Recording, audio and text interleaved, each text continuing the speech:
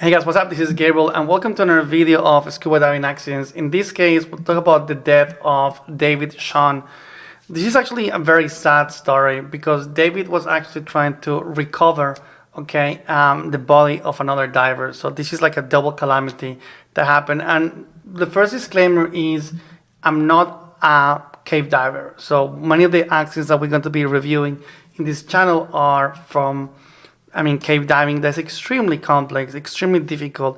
You have to be very professional, and obviously the risk, maximized dramatically. But in this case, let's talk a little bit about what happened with David and how this accident happened. So the first thing to understand with this is it's pretty complex because David was technically trying to recover another diver. Okay, so already by default, you know that if there's a diver down there, something happened. Okay, so this happened in the world's deepest freshwater diving holes that is in Boesmansgat. I don't know how to say it properly, also known as Bushman hole.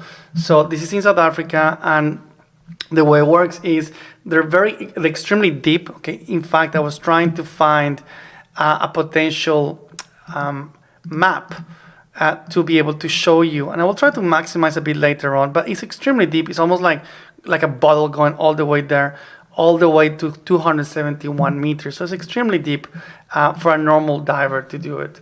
Now, it goes all the way to 271 meters and is well known for being dark, cold, and it's extremely difficult, the deep conditions, making it very challenging for any technical diver. So the first thing, obviously, to understand is that Dave is going to go to rescue someone that already died. Okay, so we understand the person that is down there dead face some issues. Now, the question here is, how is Dave going to go so deep to pick up the body? So very complex. So before we continue, let me give you a quick introduction about technical diving. I presume you already know about diving if you're watching this. If you don't, let me give you the little introduction. The first thing is he's going to go with a mix called trimix and rebreathers, and this is going to allow him to be able to breathe and recycle, the air that he's breathing. Okay, now he's going to go with a dry suit. You can see it there in the photo here. If I share the screen, that is a dry suit.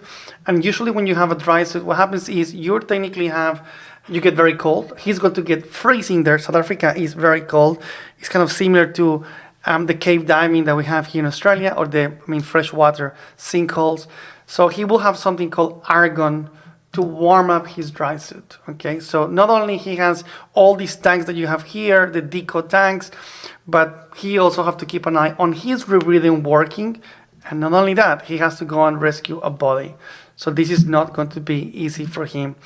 One of the things that happened here is, although David was an experienced technical diver, one of the things the community has a bit of a controversy is if he had enough dives. That is one of the questions. And in this case, I researched a little bit about this.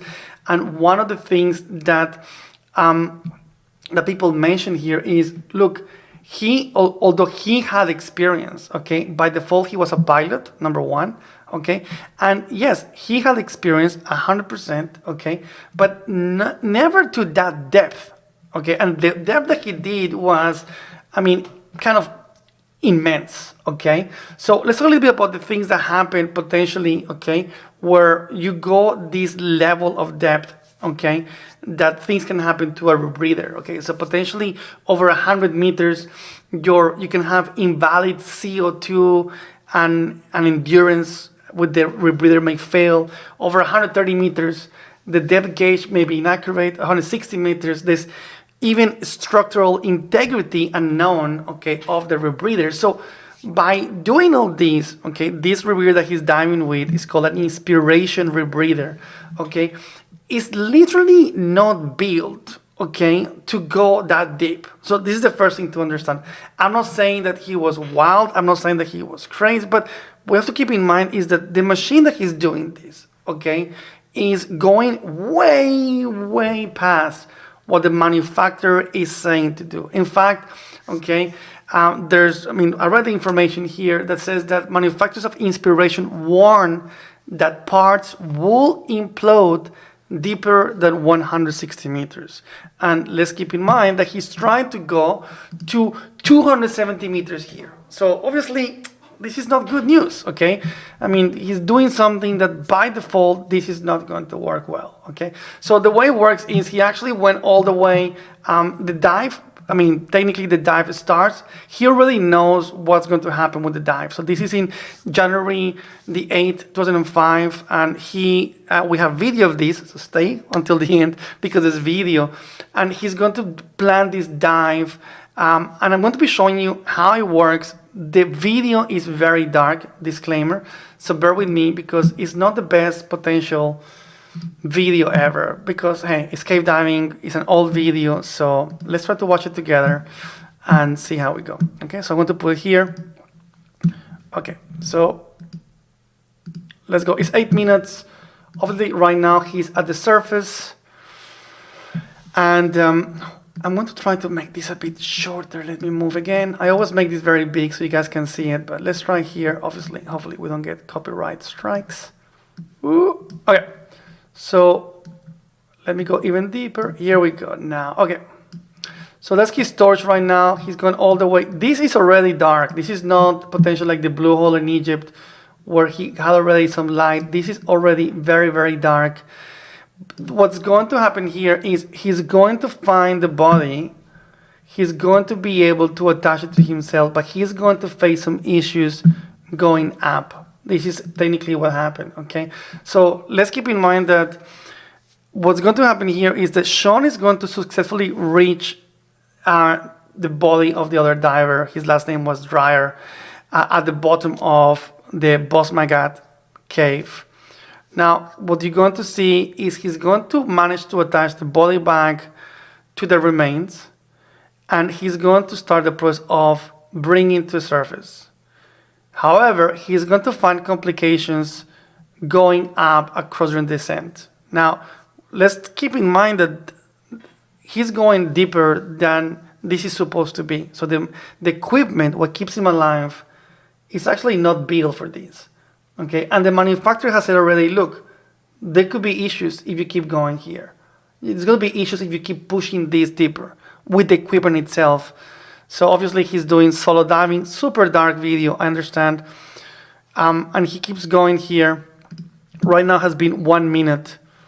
And I'm going to speed up a little bit. We see here there's a rope here. So there's some level of connection here. You can see here he's looking at his depth right now, and also what happens here is he has carbon dioxide levels in this computer because it's a rebreather, right? So this rebreather is going to tell him constantly if the air that he's breathing doesn't have high levels of carbon dioxide, because obviously that will be, I mean, awful. Okay, now there's going to be some support divers, okay, but they're not going to be any close to where things are going to go wrong for him, okay? So he keeps going there, he's holding his rope, no gloves, maybe because it will be easier. That is the lamp light there, he's keep going down, so that's going well for him. He has to go all the way down. That is a deco tank that you saw there, so that tank is there to help him going up again. So far so good. He's holding the rope. He's in control right now. We don't know how deep he is, but he seems to be in control, holding the rope well. Okay, I like that movement. And then he seems to be already at the bottom here, and he's going to find, obviously, the other diver there. So we'll see what happens here. He sees a rope there. I don't think that is his rope, and I'm going to pause this, quickly. To try to explain that I haven't seen this video before, so I don't really know. If there's going to be a dead diver here or not. I think the video is edited in case of dead diver because we don't want to see that. So that rope I don't think is his. Maybe it's his rope. Okay, and there's the diver floating. Okay, that's the bag. Okay, and I don't know if this was already edited and he already has it in the bag, potentially. Interesting, huh? Not very clear what's going on here. Okay, so he seems to be following here right now. he seems to be crawling right now, looking for the body. That, I think that's what's happening here. He's crawling right now, looking for that body, because you can see him. He's not going down anymore. He's just pushing himself around the floor to see if he can actually find something. I don't know how deep this will be, so I'm just trying to speed up because I don't know if he's going to find the body or not. But you know, I'm going to put it here to see what happens. I'm a bit nervous. I just realized that I don't know what's going to happen here. So anyway, let's trust that it's not very graphic.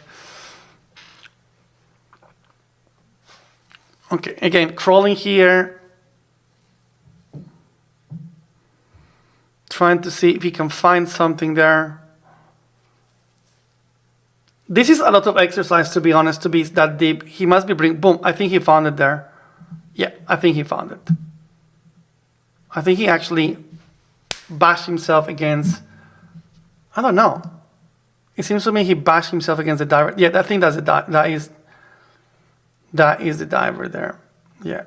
Yeah, he's holding, he's looking, okay, let's see if we can pause that. He's looking at the depth, but yeah, he's trying right now clearly to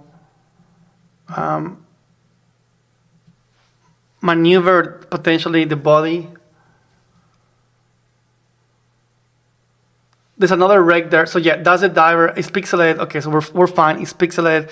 That's a diver there. You can see he's trying to maneuver things. He's trying to put the bag around.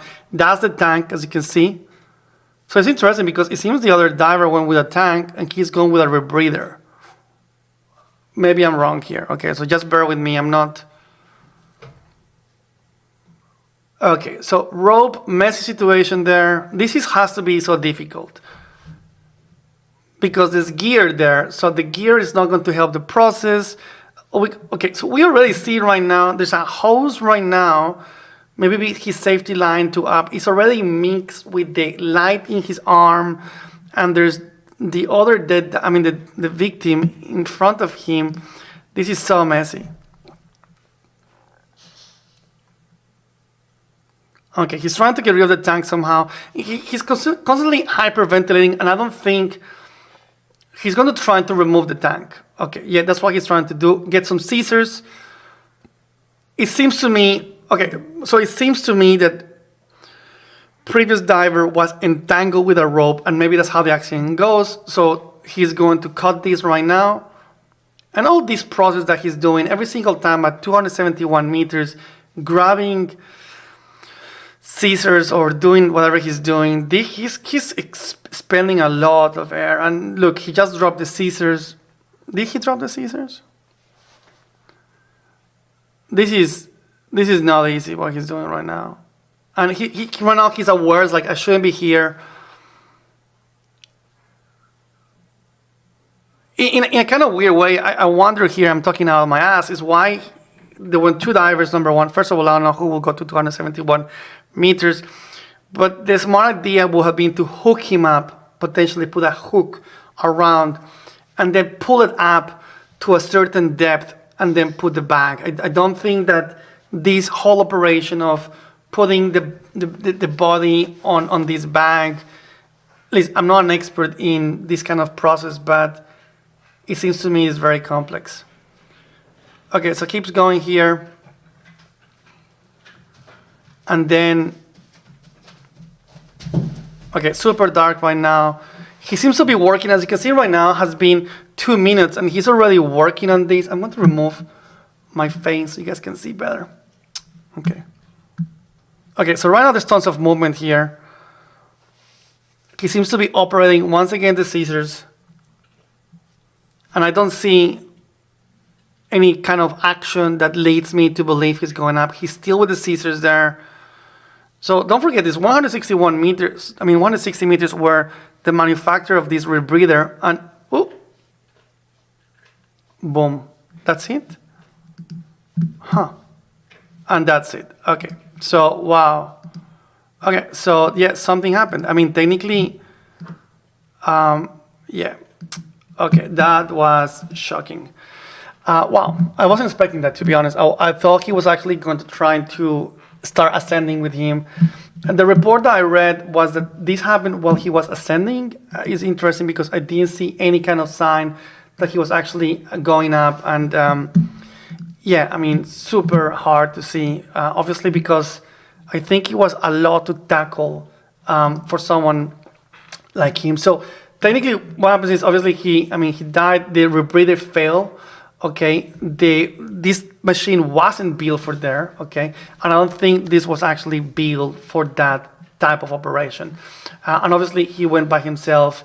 Although there were support divers, there was no way these people could actually do that. One of the controversies here that people say, I mean, experts in the area says that this death should have never happened. The rapid move from novice diver to expert diver is completely crazy, okay? And I mean, they're saying that even if he had 300 dives, look, this was completely wild that he tried to do that, okay? Now, this is the recap of Sean's experience. Sean's total experience over less than 6 years was less than the number of dives. I mean, the expert here, Michael McFed, has done in the last 16 months, okay? He was diving deep for the thrill, not for any particular reason. That is kind of like an issue, okay?